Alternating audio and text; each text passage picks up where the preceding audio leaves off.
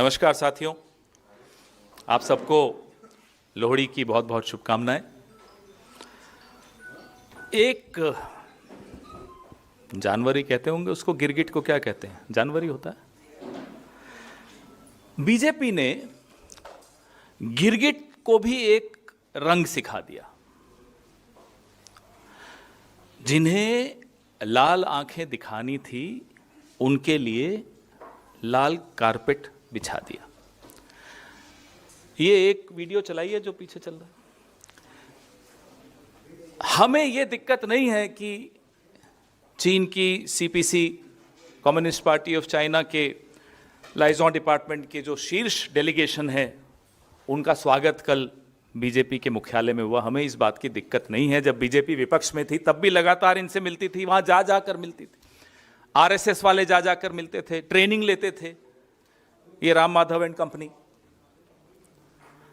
इसकी भी दिक्कत नहीं हमें, क्योंकि आपसी संबंधों में राजनीतिक दल दूसरे देश के राजनीतिक दल से मिलते हैं, उसमें प्रॉब्लम नहीं है।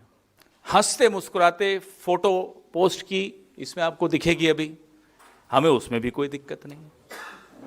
चलिए करिए आप। दिक्कत मीटिंग से नहीं है, दिक्कत संवाद से नहीं है, दिक्कत है भाजपा के दोगलेपन से, दोहरेपन से, ढोंग से, मक्कारी से। दिक्कत इससे है। अरे साहब एमओयू हो गया, 10 साल से बोलते रहे एमओयू हो गया, एमओयू हो गया, और खुद देखिए क्या कर रहे हैं। दिक्कत है कि आपकी बैठकों का नतीजा क्या निकलता है।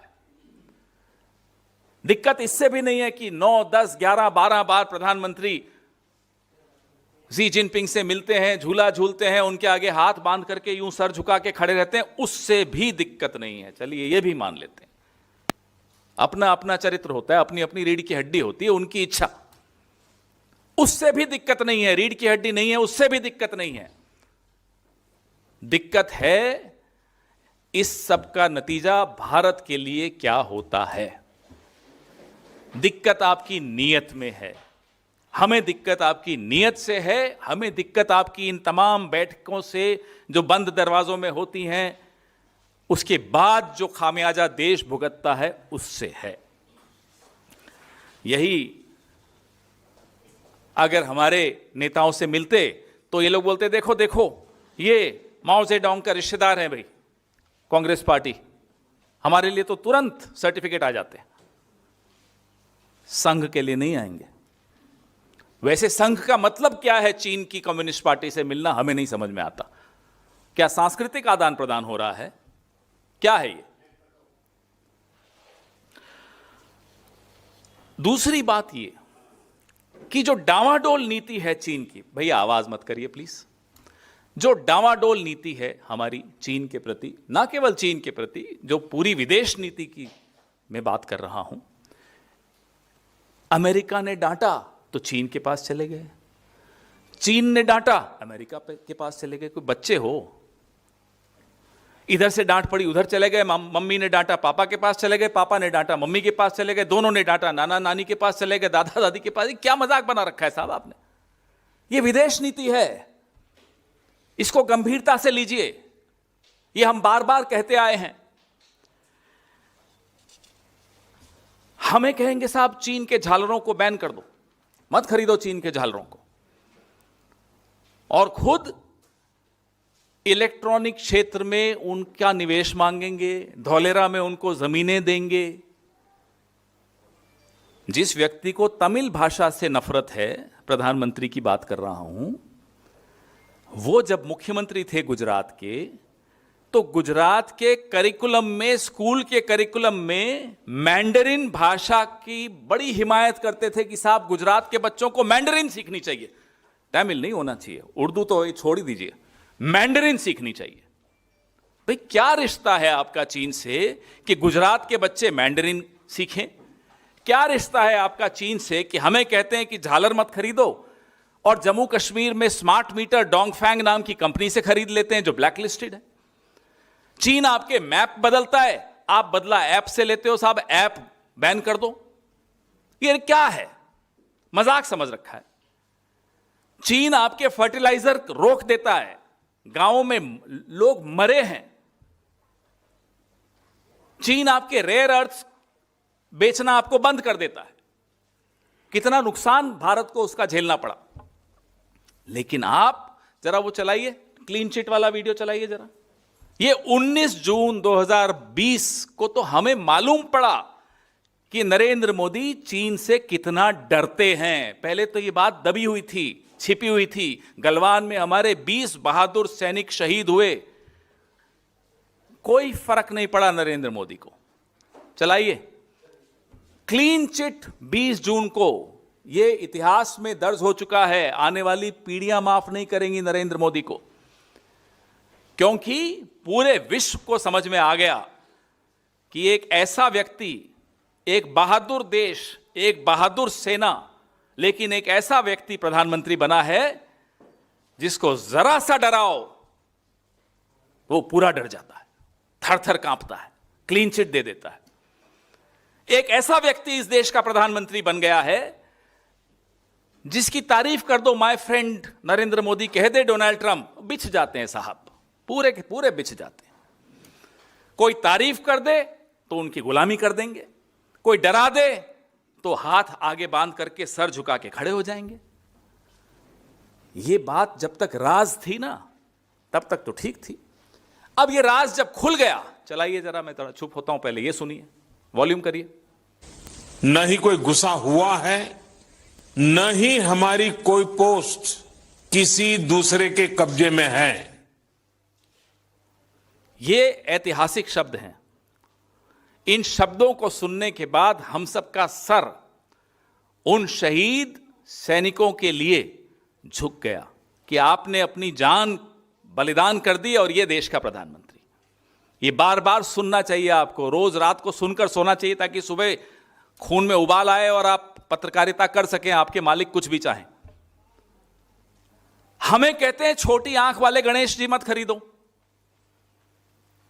देश के लिए अलग मापदंड, और खुद बैठकें करेंगे, व्यापारिक बैठकें करेंगे, कंपनीज पर से बैन हटाएंगे, पीएम केयर फंड में पैसा चीन की ब्लैकलिस्टेड कंपनी से लेंगे। भाई क्या मजाक है? मापदंड सबके लिए सेम होना चाहिए। अब यह मीटिंग हुई साहब, मीटिंग में हम यह जानना चाहते हैं, क्योंकि आप तो सत्ताधारी दल हो, आपसे मीटिंग हुई, आपके मुख्यालय पे मीटिंग हुई, तो हमें यह बताइए कि जो चीन ने हमारे हितों पर कुठाराघात किया है, क्या उस पर चर्चा हुई? गलवान से लेकर लद्दाख से लेकर, और अब जो नया कल जो दावा किया है उससे शख्सगाम घाटी कश्मीर, कल ही बैठक हुई और अभी दावा भी हो गया कि शख्सगाम घाटी जो है कश्मीर की वो चीन की है। क्या आपने इस पे चर्चा की? बंद कमरे में ही सही, लाल आंख दिखाई? यह जानना तो देश का हक है। आप शख्सगाम की बात करते हैं, अरुणाचल और लद्दाख में हम क्या क्या गंवा चुके हैं, ये हम कई बार चर्चा कर चुके हैं। हमारे कई नेता यहां आकर आपसे इस बारे में बात कर चुके हैं, आप लोग कई बार कवर कर चुके हो। लगातार हम चीन के आगे सब कुछ गंवाए चले जा रहे हैं, और फिर ये बैठक भी होती है, बैठक को क्लोज डोर होती है, बैठक उनके मुख्यालय पर होती है, उनका स्वागत होता है, गर्मजोशी से होती है, सब कुछ कीजिए। उस बैठक के कुछ घंटों में शख्सगाम घाटी तक पे क्लेम, दावा चीन ने कर दिया। इसका भी जवाब दीजिए, इसका भी खुलासा कीजिए। ऑपरेशन सिंदूर में क्या हुआ? फौज के बहुत आला अधिकारी ने खुद बोला कि चीन पाकिस्तान को खुलकर मदद कर रहा था। क्या इस पर भी चर्चा हुई? So few lessons that I thought I must हाँ, चलाइए चलाइए। as far as Operation Sindoor is concerned. Firstly, one border, two adversaries. So we saw Pakistan one side, but adversaries were two, and if I would say actually four or three actually. So Pakistan was the front face. We had China providing all possible support, and it's no surprise because if you were to look at statistics, in the last 5 years, 81% of the military hardware that Pakistan is getting is all Chinese, 81% of that. So it's no surprise. And China, of course, the good old dictum, killed by a borrowed knife, 36 stratagems that China talks about, killed by a borrowed knife. So he would rather use the neighbor to cause pain than getting involved in the mud slinging match on the northern border. So that is what he's seen. And another thing that China perhaps has seen is that he's able to test his weapons against, say, various other weapon systems that are there. It's like a live lab which is available to. So it's a good. That is what is something we have to be very, very cognizant of. General R Singh को आप सुन रहे हैं, आपने उस वक्त भी सुना था। HQ-9 एयर डिफेंस सिस्टम चीन ने तैयार किए, तैनात किए। पाकिस्तान को PL-15 मिसाइलें सप्लाई की जो सीधे भारत को निशाना बना रही थी। फिर भी मोदी जी ने चीन की शर्तों को स्वीकार करते हुए मानसरोवर यात्रा शुरू की, उनकी शर्तों पर शुरू की। मैं आपको कई वृतांत, लंबी प्रेस कॉन्फ्रेंस है, क्योंकि बहुत कुछ पिछले 10-11 साल में हम गंवा चुके हैं, छवि के अलावा भी बहुत कुछ गंवा चुके हैं। अब जैसे अमेरिका में डोनाल्ड ट्रंप ने दावा किया, वैसे चीन ने भी दावा किया। साहब मध्यस्थता की थी ऑपरेशन सिंदूर में, जवाब आया यहां से? कोई जवाब नहीं आया। आंखें नीची हैं, हाथ आगे बंधे हुए हैं, झुके हुए हैं। झुका हुआ प्रधानमंत्री ये देश कभी स्वीकार नहीं करेगा जो इस तरह नतमस्तक हो जाता है दुश्मन के सामने। मैंने आपको फर्टिलाइजर का बताया, मैंने आपको डोकलाम का बताया, जो सिलीगुड़ी कॉरिडोर का बताया, जहां घुसपैठ करने के लगातार प्रयास चीन करता रहता है। शख्सगाम का बताया, अरुणाचल प्रदेश और अक्साई चीन को कैसे नक्शों में बार बार अपना बताया जाता है, नाम बदले जाते हैं, चीन बार बार करता रहता है, यहां से कोई जवाब नहीं जाता। चलिए चीन तो छोड़िए, बहुत बड़ी बात है, नेपाल तक कर देता है या चुप रहते हैं। तो भारी मिलिट्री मौजूदगी चीन ने बनाई, बफर एरिया बनाया, जो मई 2020 से पहले की जो यथास्थिति थी, जिसके बारे में हम बोल बोल कर थक गए, आप लोग सुन सुनकर थक गए, लेकिन इनकी कान में जूं नहीं रहेगा। स्टेटस को एंटे जो 2020 अप्रैल मई का था, क्या वो रिस्टोर हुआ है? कोई जवाब नहीं हुआ है, आप जानते हैं। और मोदी सरकार चीन के मजदूरों को वीजा देकर हम अपने मेक इन इंडिया और PLI योजनाओं को बढ़ावा दे रहे हैं। क्यों दे रहे हैं साहब? क्या आपको इतनी क्या मजबूरी है? पैंगोंग के रास्ते से मिलिट्री के पुल बनाए जा रहे हैं, मोदी सरकार चुप, कोई जवाब नहीं। कितने उदाहरण दें हम आपको ये बताने के लिए कि चीन की जो हमारी विदेश, चीन के प्रति जो हमारी विदेश नीति है, आज सिर्फ चीन पे ज्यादा बात कर रहे हैं, उसका नुकसान आने वाले कई दशकों तक यह देश झेलेगा। एक वाटर बॉम्ब जो ब्रह्मपुत्रा के वहां जो डैम बना रहा है चीन, वो भी एक उदाहरण है जहां ये कुछ नहीं बोले, चुप। उल्टा इनके चहेते मुख्यमंत्री, क्या नाम है, हेमंता बिस्वा शर्मा, जस्टिफाई करते हैं, अरे साहब क्या नुकसान, कोई नुकसान नहीं होगा। आंख बंद कर लेने से मुसीबत थोड़ी टल जाती है, लेकिन नहीं, सब आंख बंद किए हुए हैं, मुंह बंद किए हुए हैं, हाथ बांधे हुए हैं। अब जो हम सवाल इनसे जानना चाहते हैं, पूछना चाहते हैं, हालांकि जवाब आएंगे नहीं, क्योंकि हिम्मत है नहीं जवाब देने की, ना इनके पास कुछ है बोलने के लिए।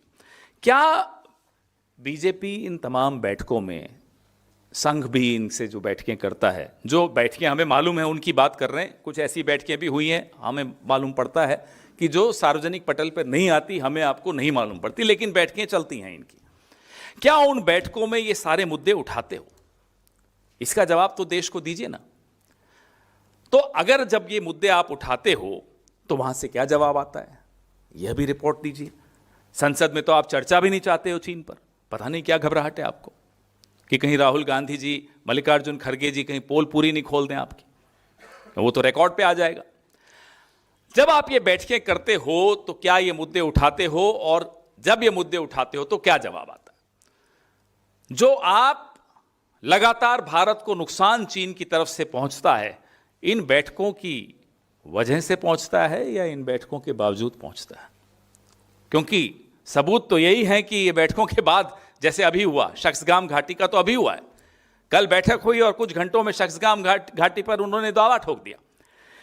क्या जो भारी ट्रेड इंबैलेंस है, जो असंतुलन है व्यापार का, उसके बारे में भी बात होती है? क्या भारत में चीन के सामान की जो बाढ़ आ जाती है उसके बारे में भी कुछ चर्चा होती है कि उस इंबैलेंस को कैसे ठीक करें, उस असंतुलन को कैसे ठीक करें? क्या उस पर बात होती है? क्या इन मीटिंग्स में चीन द्वारा भारत को रेयर अर्थ्स और विशेष तौर पे फर्टिलाइजर पर जो बैन लगा, अघोषित बैन था, चीन ने जो बैन लगाया, क्या उस पर चर्चा हुई? क्या कोई नतीजा निकाला आपने? क्या ऐसा कुछ बंदोबस्त किया कि आइंदा ऐसा न हो? भारत के किसानों के लिए सोचते हो जब आप ऐसी बैठकें करते हो? तो करिए बैठक, मैं कह रहा हूं फिर से, हमें बैठकों में दिक्कत नहीं होती रहनी चाहिए, लेकिन देश के हितों के साथ समझौता करने के लिए नहीं होनी चाहिए। देश के हितों से समझौता करने वाले के साथ जब आप बैठकें करते हो तो आंखों में आंखें डाल के सवाल जरूर पूछना चाहिए आपको और देश को जवाब दिलवाना चाहिए। क्या इन मीटिंग्स में पिछले कुछ सालों से चीन के अधिकारियों द्वारा अरुणाचल प्रदेश के कई भारतीय नागरिकों को हिरासत में लेने की भी बात की है? जरा वो भी बताइए। हमारे लोग बॉर्डर से उठा लिए जाते हैं, हिरासत में ले लिए जाते हैं, यहां से कुछ आवाज नहीं आती, चुप। कितना कितना हमारे हितों का आप समझौता करेंगे? क्या ऑपरेशन सिंदूर में जो चीन ने पाकिस्तान की मदद की, हथियार, टेक्नोलॉजी, जेट सब देने में जो चीन की भूमिका थी, क्या उस बारे में बात हुई इन बैठकों में? तो ये सब सवाल जवाब मांगते हैं। भारतीय राष्ट्रीय कांग्रेस बीजेपी से, प्रधानमंत्री से ये उम्मीद करती है कि पूरी जवाबदेही, पूरी पारदर्शिता के साथ हमें बताइए कि इन क्लोज डोर मीटिंग्स में क्या हुआ, भारत के कितने हितों का समझौता करके आप आए हैं, ये हमें जानना है। आपके सवाल।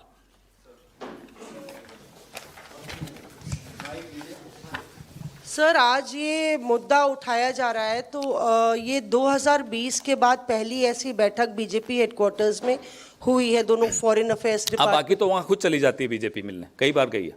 मेरे पास अभी प्रेस रिलीज में लिस्ट है कितनी बार बीजेपी और आरएसएस के प्रतिनिधि मंडल चाइना जाकर मिला है। पहली बार वो यहां आकर मिले जी। तो कई बार इस संसद में ये आरोप बीजेपी और गृह मंत्री अमित शाह ने लगाया है कि जब गलवान वैली में क्लैश हो रहा था,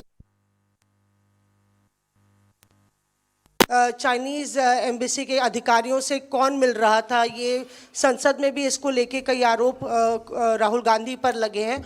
और राजीव गांधी फाउंडेशन ट्रस्ट पर भी जो FCRA कैंसिल किया गया तो उन पे भी आरोप भारत सरकार की तरफ से लगाया गया कि चाइनीज एम्बेसी से पैसा लिया है।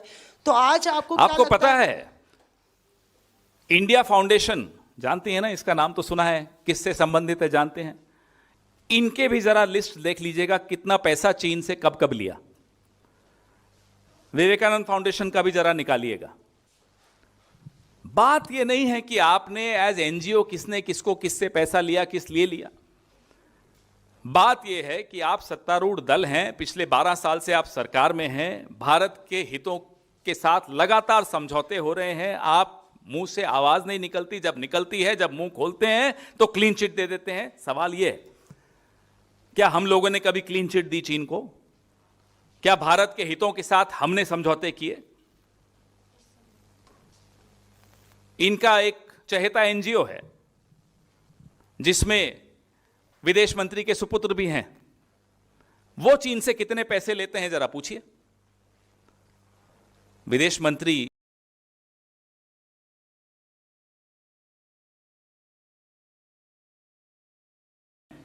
क्या वो एनजीओ पैसे नहीं ले रहा इनसे, चीन से? बात ये सब नहीं है। हम कह रहे हैं हमें दिक्कत नहीं है इन सब चीजों से, ना आपकी बैठकों से, ना आप पैसा लो, उससे भी कोई दिक्कत नहीं। हम तो कह रहे हैं पीएम केयर फंड में इतना चीन का पैसा कैसे आया? डोंगफैंग कंपनी पे हमें दिक्कत है, ब्लैक लिस्टेड कंपनी से आप जम्मू कश्मीर जैसे संवेदनशील इलाके में स्मार्ट मीटर्स लगवाते हो, हमें वो दिक्कत है। हमें वो दिक्कत है कि देश को कहते हो छोटी आंख वाले गणेश जी मत खरीदो और खुद बड़े बड़े करारनामे करते हो चीन से। हमें कहते हो झालर मत लो चीन से, खुद इलेक्ट्रॉनिक क्षेत्र खोल देते हो, धौलेरा में जमीनें देते हो, कहते हो मैंडरिन कंपलसरी होनी चाहिए गुजरात के स्कूलों में। तो साहब देश को क्या हासिल होगा ये सब करने से, ये तो बताइए। कभी लद्दाख में जमीन ले लेगा, कभी अरुणाचल प्रदेश में जमीन ले लेगा, कभी शक्सगाम घाटी पर दावा ठोक देगा। क्या है भाई ये? वहां कंस्ट्रक्शन शुरू कर दिया।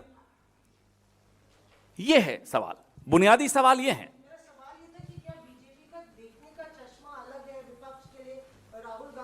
हम तो कह रहे हैं, अपनी बात जब आती है तो आंखें बंद हो जाती हैं, मुंह बंद हो जाता है, मुंह जब खुलता है तो क्लीन चिट देने के लिए खुलता है।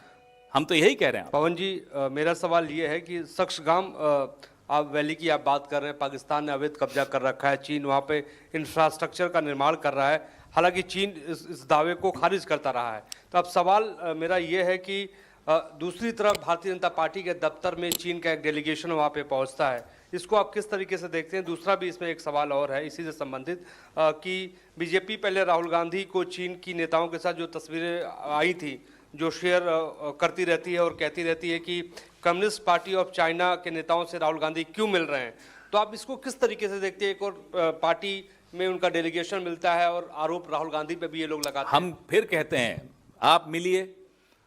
अरे जब बीजेपी विपक्ष में थी तब भी मिलती थी, हमने रोका? नहीं रोका। हम तो सरकार में थे, चाहते तो रोक सकते थे, नहीं रोका। मुलाकात में दिक्कत नहीं है, मीटिंग में दिक्कत नहीं है। आपसी संबंधों में इस तरह की पॉलिटिकल एक्सचेंजेस होते हैं, मीटिंग्स होती हैं, कोई नई बात नहीं है। लेकिन क्योंकि मैं इंग्लिश बिल्कुल नहीं बोला इस प्रेस कॉन्फ्रेंस में, थोड़ा इंग्लिश में भी बोल देता हूं। But you first weaponize the meetings that the Communist Party of China has with Congress, selectively weaponize. Then you demonize the Congress Party and you abnormalize these meetings. That is the problem. These are normal meetings. You cannot abnormalize these meetings just because it suits your politics for a few television debates. ये पूरी सरकार TV debates के लिए, TV debates के माध्यम से, TV debates की वजह से चलाई जा रही है। क्या मतलब है साहब? या सोशल मीडिया की वजह से चलाई जा रही है? सरकार सोशल मीडिया और टीवी डिबेट से चलती है। सिर्फ एक डिबेट जीतने के लिए आप हमारी मीटिंग्स पर बड़ी बड़ी तोहमत हम पर लगा देंगे, खुद मिलते रहेंगे। जैसा अभी इन्होंने पूछा डोनेशन, अरे आप क्या ले रहे हैं ये भी तो बताइए। मुद्दे वो हैं ही नहीं, मुद्दे हैं भारत के हितों के साथ समझौता किसने किया, मुद्दे हैं चिकन्स नेक सिलीगुड़ी कॉरिडोर, मुद्दे हैं लद्दाख अरुणाचल प्रदेश, मुद्दे हैं शक्सगाम वैली, मुद्दे हैं गलवान, मुद्दे हैं स्टेटस को एंटे ऑफ 2020 अप्रैल में, मुद्दे हैं क्लीन चिट, मुद्दे हैं opening your industry to China, मुद्दे हैं ब्लैक लिस्टेड कंपनीज को आप भारत में ला रहे हैं, मुद्दे हैं उनकी ट्रेड पर से सैंक्शंस हटा रहे हैं। क्यों भाई, क्यों? क्या मिल गया भारत को, क्यों हटा रहे हैं? ये हैं मुद्दे, मीटिंग मुद्दा नहीं है। सर, क्या कांग्रेस की भी कोई मीटिंग होगी? एक माइक रखो ना, दो माइक रखोगे तो फिर। Pawan sir, as you are also mentioning about the meeting at BJP headquarters, but your own external affairs department chief Salman Khurshid has also met the same delegation. So what do you say about it? Because on one side you are questioning the intent, the timing of this meeting when they are also already. Let's be very clear. The और sir, CPC इसी से जुड़ा हुआ सवाल था, क्योंकि मेरा भी यही सवाल था कि सलमान खुर्शीद साहब की सीपीसी डेलीगेशन से मुलाकात हुई है, ये जानकारी आ रही है, तो CPC क्या डेलीगेशन सलमान साहब ने उन मुद्दों को उठाया जो गलवान वैली और शक्सगाम वैली की बात आप कर रहे हैं? क्या उन्होंने उन CPC मुद्दों को- delegation met at the request of the CPC delegation had requested. The request was approved by the government of India, and that's why our External Affairs Department, Foreign Affairs Department Chief, Mr. Salman Khurshid met them. Fact of the matter is, the ruling party is the BJP. Fact of the matter is, there is another organization, unregistered organization, which controls the ruling party of India called the RSS. Fact of the matter is, meeting is not a problem. We keep saying when they were in the opposition, we did not stop them from meeting. The problem is, who is compromising the interests of India? The opposition cannot. The ruling party can. And we have given you evidence after evidence, starting from clean chit to these blacklisted companies. And we will not be able to give you a single evidence where India's interests got benefited, whether it's fertilizers, whether it's rare earths, whether it's the status quo ante of 2020. Give me one example where India stands to gain out of this foreign policy. So, hiding behind meetings is a shortcut to avoiding critical questions that we are asking. As I said at the beginning of my press conference, we have no problem you meet. हमें कोई दिक्कत नहीं, आप मिलते हो. आप जब विपक्ष में थे तब भी मिलते थे, हमें दिक्कत नहीं थी, क्योंकि मुलाकातें होती हैं राजनीतिक दलों की आपस में, अलग अलग देश के राजनीतिक दलों की मजबूती.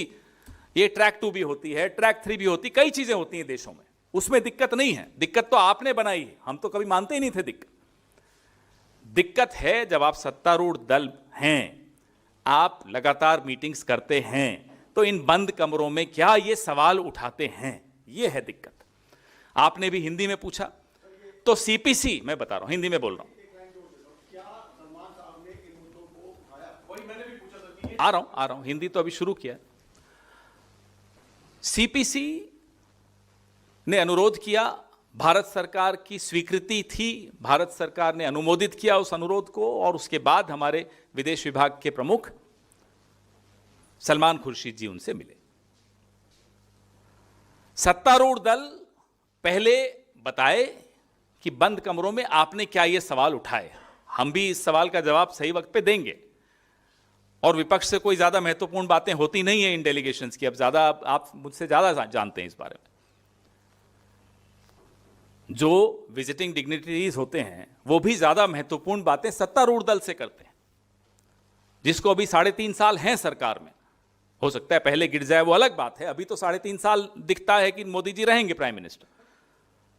76 के हो जाएंगे, 77 के हो जाएंगे, 78 के हो जाएंगे, उन पर नहीं लागू होते नियम. लेकिन मैं वैसे बता रहा हूं. तो उस पार्टी से क्या बैठक में क्या क्या ये सवाल, भारत के हितों के सवाल बीजेपी ने, संघ ने उठाए या नहीं, ये है मुद्दा. पवन सर, आज भारतीय सेना के प्रमुख उपेंद्र द्विवेदी का भी प्रेस कॉन्फ्रेंस था, एनुअल प्रेस कॉन्फ्रेंस. उसमें उन्होंने सक्सगाम घाटी पे कहा कि 1963 का जो पाकिस्तान और चीन का समझौता है ये गैर कानूनी है, हम इसको नहीं मानते हैं. जो 5180 किलोमीटर वर्ग भूमि दिया गया था चीन को, वो अमान्य है. हमने कभी नहीं माना उसको, कभी स्वीकार नहीं किया उसको. उसके बाद चीन उस पर कंस्ट्रक्शन करे, अब तक तो हिम्मत नहीं हुई थी. अब क्यों हिम्मत हुई है, ये सवाल है. मुद्दा ये है, ये इसलिए हिम्मत हुई है कि गलवान हुआ, आपने क्लीन चिट दिया. ऑपरेशन सिंदूर में खुलकर चीन ने पाकिस्तान की मदद की. जनरल राहुल आर सिंह का वीडियो आपने देखा, खुलकर मदद की. ना केवल मदद की, जख्मों पर जो नमक छिड़कते हैं वो भी किया. बोले कि मध्यस्थता भी हमने की थी. आप चुप रहे, आपने कुछ नहीं बोला, आपकी हिम्मत ही नहीं है. आपके पुराने क्या संबंध है चीन से, जब आप मुख्यमंत्री थे गुजरात के, हम नहीं जानते. कुछ तो है कि आप उनसे डरते हो. चीन आपके बारे में क्या जानता है हम नहीं जानते, और जानना भी नहीं चाहते, क्योंकि कुछ अच्छा तो नहीं होगा. जो भी है, ऑपरेशन सिंदूर में आपकी चुप्पी चीन के प्रति, गलवान के बाद क्लीन चिट देना, पीएम केयर फंड में चीन से पैसा लेना, और लगातार भारत के हितों पर कुठाराघात होते हुए मौन रूप से देखते रहना, आंख बंद कर देना, मुंह बंद कर देना, ये आज उसका नतीजा है कि वहां कंस्ट्रक्शन कर रहा है जहां चीन को कंस्ट्रक्शन करने की हिम्मत अब तक नहीं थी. So there are two small questions. One is that the Chinese delegation has also met RSS General Secretary Dattatreya Hosable. Your reaction on that? And the other one is that the Congress has been raising the China issue during Parliament sessions time and again, but the government has not yielded for a debate on that. So, but in light of the recent reports that the government plans to remove the curbs on Chinese firms, do you think you'll raise all these issues and the demand for a discussion on China will be non-negotiable during the budget session? As far as the meeting with Dattatreya Hosable is concerned, we've always maintained that these non-state players should not be allowed to control state policy. RSS works behind shadows. It's a non-registered organization. And why should a non-registered organization, which is ashamed even of coming out openly, is allowed to control state policy, is allowed to do these meetings? They've been doing such meetings forever. What is it that they have to discuss? Culture? Well, I hope. But this is for the BJP and the RSS to answer. Number two, we and the entire country is aghast and surprised. Why is it that the BJP does not want any discussion on China in parliament? What is it that the BJP is afraid of? Well, we all know what they are afraid of. But they should come out and have a clear, open discussion in the parliament on China. And it's long pending. Starting from the clean chit that was given in June of 2020 by the Prime Minister. We've played the video for you. And then, double standards. You advise us not to buy small eyes Ganesha, not to buy Diwali decoration which is made in China, but you go and have all kinds of agreements with their companies, open your doors for their companies. You take money from the blacklisted companies of China for PM Care Fund. You allow them to sell smart meters, Dongfang company of China. You allow them to sell smart meters in a sensitive state of Jammu and Kashmir. What is happening? What is it that you are afraid of? What does China know about you? Personally, I have no idea. Well, we'll keep you posted. Mr. Jairam Ramesh will talk to all of you before the session and then. Sir, लोकतंत्र में opposition parties भी बहुत महत्वपूर्ण भूमिका निभाती हैं। आपने कहा कि भारत के हितों से जुड़े जो सवाल है क्या उन्होंने मीटिंग में उठाए बीजेपी के लोगों ने? आप अपना बता दीजिए प्लीज कि अगर मुलाकात हुई तो उठाए हैं तो वहां से क्या जवाब मिला? कि सीपीसी ने मुलाकात का एक रिक्वेस्ट भेजा, निवेदन भेजा। उस निवेदन को भारत सरकार की मोहर थी, बहुत महत्वपूर्ण है ये, और इसलिए हमारे विदेश विभाग के प्रमुख श्री सलमान खुर्शीद ने ये मुलाकात की। सत्तारूढ़ दल बंद कमरे में क्या, दरवाजे बंद करने के बाद क्या मीटिंग में चर्चा हुई, क्या मुद्दे उठाए, ये जानना हम सबके लिए ज़रूरी है। रही बात हमारी, तो हमसे इतनी महत्वपूर्ण बातें नहीं होती, वो भी हम बता देंगे, वो छोड़िए। एक सिस्टम होता है उसमें वो भी बता देंगे, लेकिन बहुत महत्वपूर्ण है देश के लिए जानना। ऐसे तो कई सवाल हैं देश के मन में, चीन से संबंधित और मोदी और चीन के संबंधों से संबंधित, लेकिन ये बहुत ज़रूरी है कि बैठक होने के कुछ घंटों में शख्सगाम घाटी पर दावा ठोक देना चीन का, सवाल तो खड़े होते हैं। पवन सर, मेरा सवाल आपसे ये है, आपने शख्सगाम घाटी की बात कर रहे हैं और तमाम चीन जो हरकतें कर रहा है उसकी बात कर रहे हैं, तो आप लोगों के पास तो एक बड़ा हथियार अपोजिशन के पास स्टैंडिंग कमेटी है एक्सटर्नल अफेयर्स, और आप ही के पार्टी के सांसद चेयरमैन हैं, तो क्या आप लोग उसमें उठवाएंगे इस मुद्दे को और आप परस्यू करेंगे क्या? संसद का सत्र शुरू हो उससे पहले काफ़ी आपसे चर्चा होगी हमारे नेताओं की। जयराम रमेश जी भी आपसे इस बारे में बात करेंगे। जो जो रणनीति तय होगी ज़रूर आपसे साझा करेंगे। दत्तात्रेय होसबोले से जो मुलाकात हुई है, आरएसएस से किस हैसियत से मुलाकात हुई, क्या इसको आप जायज़ मानते हैं? भाई हमसे मत पूछिए, उनकी हैसियत तो हम मानते ही नहीं है, तो आप हमसे पूछ रहे हैं। उनकी हैसियत जो मानते हैं उनसे पूछिए। क्या एक ऐसा संगठन जो परछाइयों में छिपता है पिछले 100 साल से, जिसको अपने होने पे भी शर्म आती है, अपने आप को पंजीकृत नहीं करता, जो एक डिनायबिलिटी का हमेशा एक प्रोविजन छोड़ के रखता है, अगर किसी के हाथ से गोली चल गई, महात्मा गांधी मारे गए, तो कहिए हम तो इसको जानते ही नहीं, भले वो बौद्धिक कार्यवाह रहा हो, नाथूराम गोडसे की बात कर रहा हूं, तो तुरंत हाथ खींच लेना, तुरंत पीछे हट जाना, ये किसी चरित्रवान संगठन में नहीं हो सकता। आपसे कोई गलती भी हो जाएगी तो आप खुलकर कहेंगे हाँ मेरे से ये गलती हुई, मैं भी यही कहूंगा, क्योंकि चरित्र है, रीढ़ की हड्डी है। लेकिन ये ऐसे लोग हैं जो छिपते छिपते काम करते हैं, आज से नहीं, शुरू से 100 साल। जब आजादी के आंदोलन को कमजोर कर रहे थे तब अंग्रेजों के साथ मिलकर काम करते थे, तब भी छिप छिप कर काम करते थे। तो ऐसे संगठन के हाथ में इतना महत्वपूर्ण चीजें दे देना, उनको ऐसी अनुमति देना कि वो भारत सरकार की विदेश नीति में हस्तक्षेप करें, भारत सरकार से पूछिए साहब, क्यों अनुमति देते हैं? हमसे क्यों पूछ रहे हैं? आज तो इससे महत्वपूर्ण कोई मुद्दा है नहीं।